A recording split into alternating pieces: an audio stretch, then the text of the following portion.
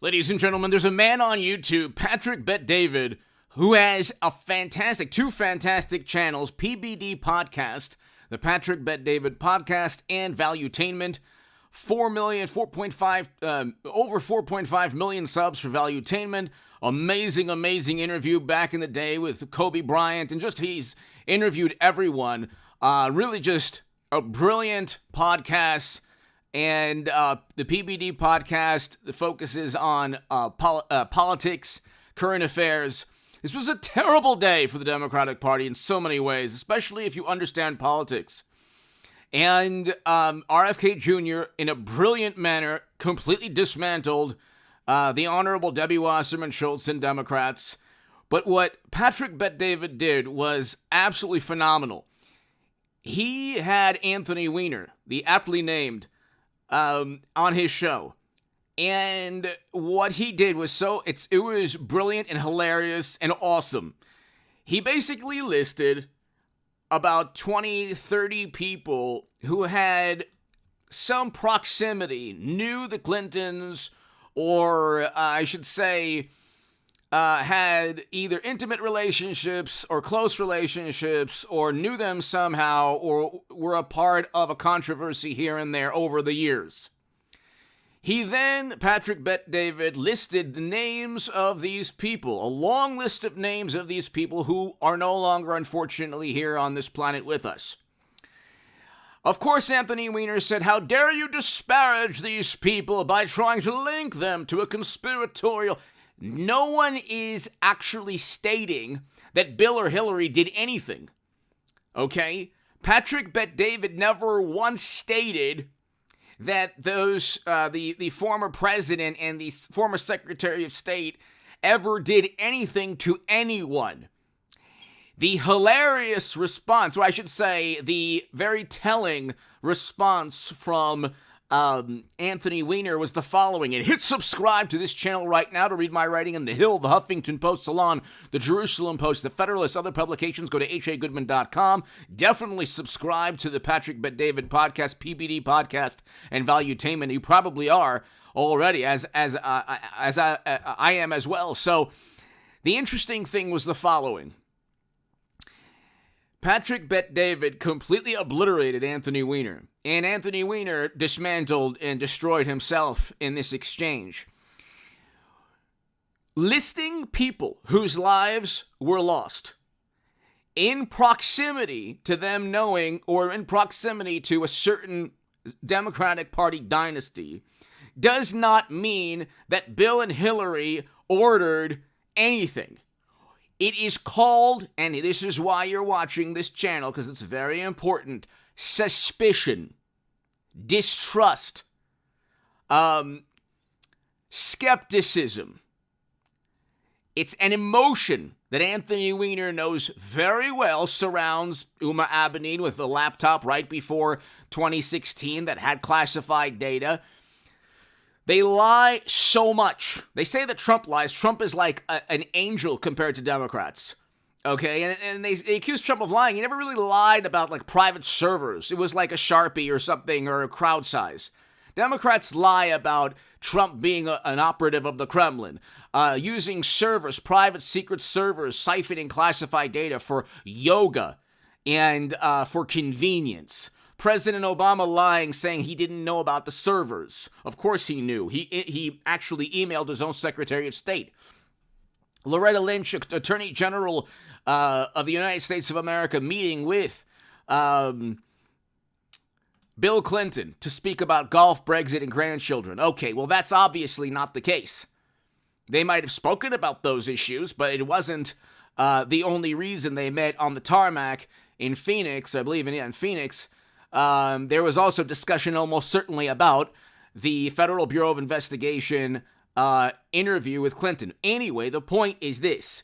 Clinton didn't have servers for convenience. President Obama knew of those servers and, of course, didn't learn about it from CNN. Trump was never an operative of the Kremlin. That was completely false. Debbie Wasserman Schultz lied. It was never a fair and honest and neutral primary. They cheated Bernie Sanders. The issue is that when Democrats lie all the time and call everything conspiratorial, the emotion of suspicion, doubt, distrust, okay? You're incredulous. Get out a thesaurus and find out all the words that have the same type of meaning. People are suspicious. Anthony Weiner, what he did, which showed his cards, was he went after Patrick BetDavid, and Patrick BetDavid, in the most in a classy, eloquent, just awesome manner, completely dismantled him. Anthony Weiner is a lifelong politician who tries, like every Democrat and Republican, especially the never Trump Republicans, but any politician tries to wield emotion a certain way.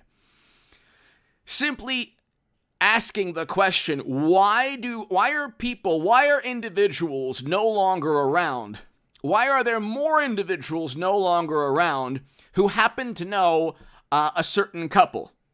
Why is it that people who knew these two individuals, Democrats, high-level Democrat, one president, one secretary of state, why is it that a list that Patrick BetDavid read, and yes, the rebuttal from Anthony Weiner was, well, this person passed away in this manner, and this, well, okay. Does that mean that it is impossible for any foul play to have taken place because people lost their lives in various ways? Again, I am not saying that the Clintons did anything. There's no evidence at all to state that Bill or Hillary ordered anything nefarious. There's no direct evidence. You're talking about either circumstantial evidence, or I should say, bizarre circumstances that lead people to question why things happen. So it's called suspicion. There's also the question of whether or not whether or not these two human beings are ruthless enough, or perhaps evil, to have that capacity, I should say, to do those things in a nefarious manner. Does that mean that anyone is accusing them specifically? No. The problem is when things don't add up. For example, I was the biggest Bernie Sanders booster on the internet, according to the Huffington Post. I was the unofficial scribe of Sanders' most hardcore voters, according to the Washington Post. I knew, as did everybody, that Bernie Sanders was getting cheated. Of course, I think it was The Nation, or another publication wrote, we heard, no, Bernie Sanders is not getting cheated. Well, he did. And we know that then apparently the Russians wanted us to know because the DNC was hacked, and therefore everyone knew that Bernie Sanders was getting cheated, and thus that forced people, or that compelled people to vote Trump. Okay, that's the propaganda spin. Democrats, especially Democrats, the Republicans in the early 2000s, the corruption and immorality and lies and deceit, that was the epicenter. Now it's the Democratic Party. Look what they're doing to RFK Jr. They have no rebuttal to him.